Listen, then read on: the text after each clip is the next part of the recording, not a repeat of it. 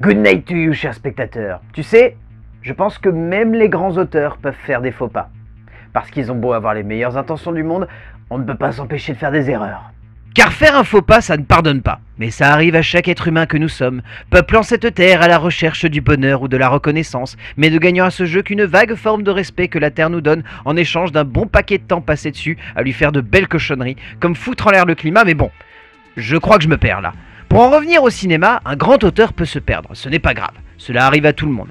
Mais il y a perdre pied avec le 7e art et livrer quelque chose de bancal, de maladroit, de bizarre, mais qui a tout de même une bonne base, faite de bonnes intentions, et qui ne cherche pas forcément à nous éclabousser avec un objet tellement mauvais et tellement à milieu de ce que l'on pourra attendre de lui, que cela en devient gênant, triste, affolant même par certains aspects, et pouvant même faire perdre espoir dans l'idée qu'un jour il pourra encore nous surprendre. Et disons que s'il a marqué le cinéma en bon, voire en très bon, Dario Argento a aussi fait des choses absolument horribles. Le pire étant atteint en 2013 avec un objet fascinant, car non seulement Dario Argento, cinéaste italien de renom, grande figure du cinéma d'épouvante italien au travers du sous-genre du giallo, a voulu absolument s'emparer de l'œuvre de Bram Stoker pour en livrer sa version, une version qui se voulait dans l'air du temps, accompagnant une nouvelle technologie qui renaissait de ses cendres, le temps d'un film absolument majestueux dans son horreur.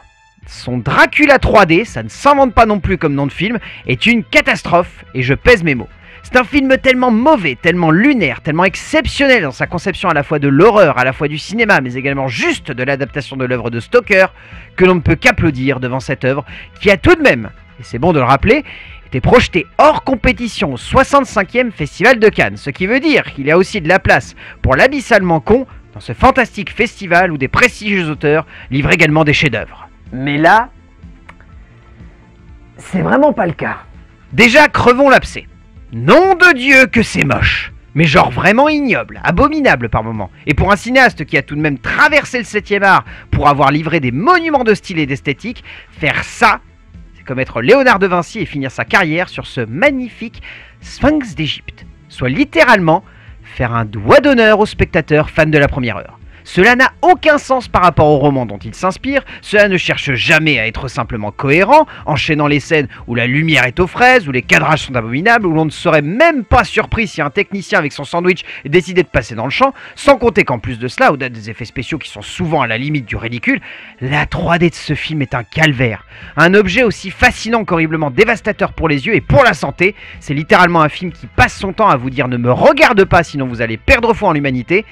En même temps, c'est drôle. C'est juste hilarant de voir le film fait avec un sérieux de chaque instant et un premier degré qui force le respect.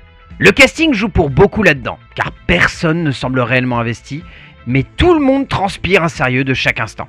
Rutger Hauer est à mourir de rire dans un Van Helsing patibulaire et grognon comme c'est pas permis. Asia Argento n'a même pas l'air de vouloir donner le minimum syndical pour son père, ce serait clairement trop demandé. Martha Gastini est vraiment cruche dans un rôle qui aurait mérité un minimum d'investissement.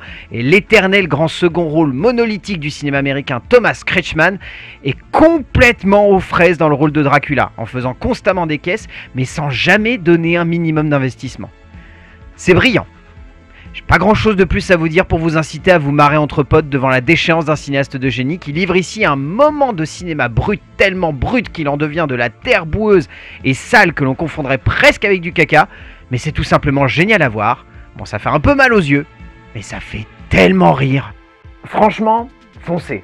Vous allez vous taper la barre de votre vie si vous êtes un minimum cinéphile et en plus si vous connaissez le cinéma d'Argento.